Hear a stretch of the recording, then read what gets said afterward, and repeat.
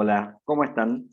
Bueno, muchas veces seguramente se preguntarán, ¿have y have got en inglés son lo mismo o no son lo mismo? Esa es la duda que vamos a intentar resolver en este video. Decíamos entonces, la pregunta es, ¿to have y have got son lo mismo? Esa es, decíamos, la pregunta que vamos a tratar de resolver en este video. En primer lugar, con respecto al uso, sabemos que normalmente tanto have como have got se utilizan como el verbo tener, pero realmente los dos quieren decir tener, o puede haber algún otro significado para estos verbos. Vamos a verlo con algunos ejemplos, pero para eso vamos a empezar con el verbo to have.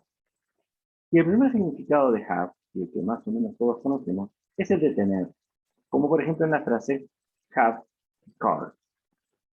Cuando uno dice I have a car, lo que está diciendo es tengo un auto, con lo cual el verbo have simplemente se puede traducir como el verbo tener.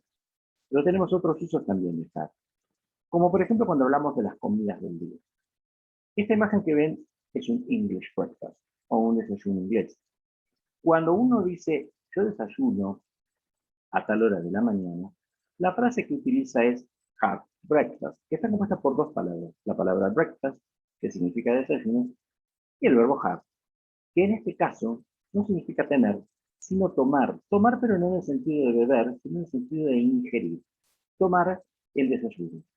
En castellano, las dos palabras juntas pueden traducirse como una sola al parafrasearla o hacerla equivalente a desayunar. Entonces uno puede decir I have breakfast, como decir yo desayuno o tomo el desayuno.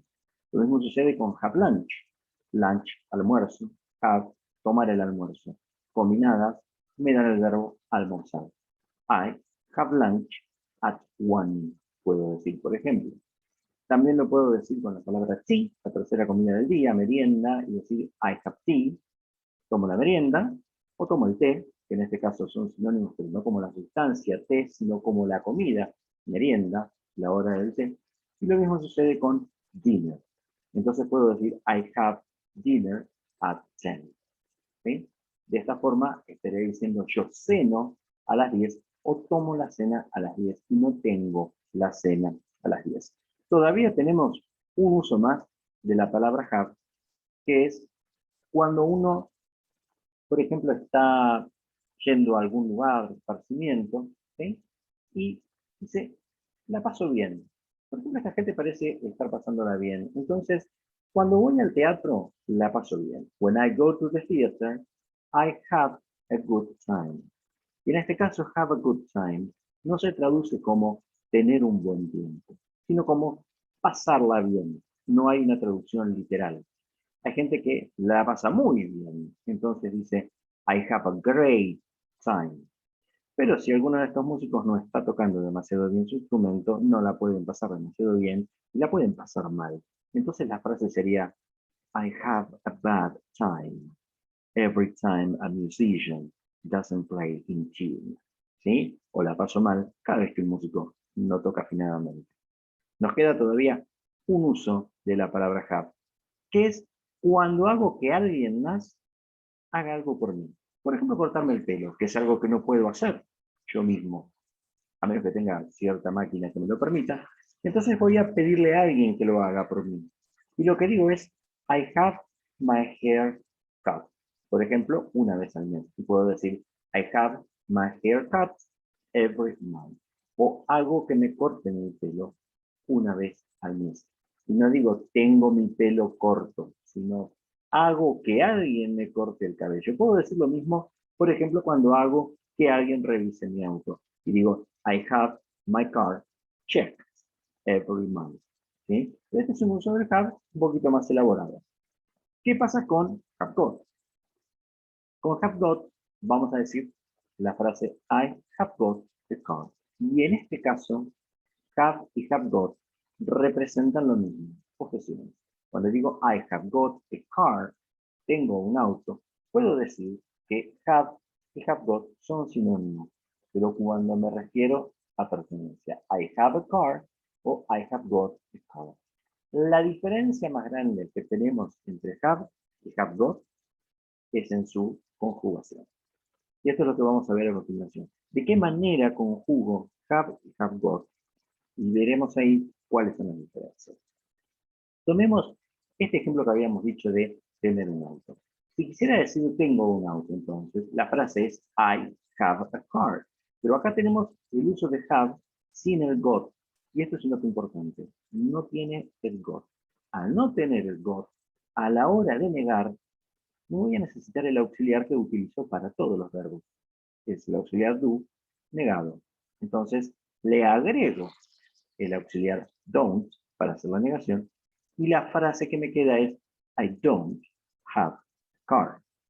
Y a la hora de preguntarle a alguien si tiene un auto, entonces voy a empezar con el auxiliar do y la pregunta será do you have a car? Entonces, cuando no tiene el got, el have se conjuga como cualquier verbo regular en el idioma inglés. ¿Qué pasa, por ejemplo, si estoy hablando de otra persona? En este caso voy a hablar de ella.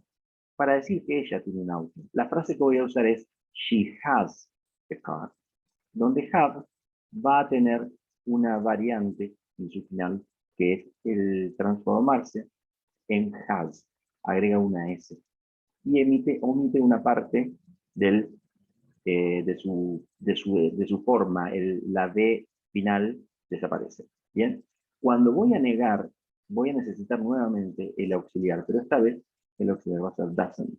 Y digo, she doesn't have a car. Acá luego vuelve a ser have, vuelve a tener su forma original. Y el auxiliar tiene la S que habíamos usado antes en la afirmación. O sea que para negar, digo, she doesn't have a car. El have queda igual y niego con el does. Para hacer una pregunta, otra vez voy a usar el does al comienzo de la oración. Y digo, does she have a car? Y acá vemos cómo have entonces se comporta como cualquier otro verbo regular en inglés. Vamos a ver qué pasa con have got. Una vez que le ponemos el got, ya nos cambia la naturaleza de have, porque pasa a convertirse en un auxiliar. Y al ser un auxiliar, no puedo poner otro auxiliar con mi idioma.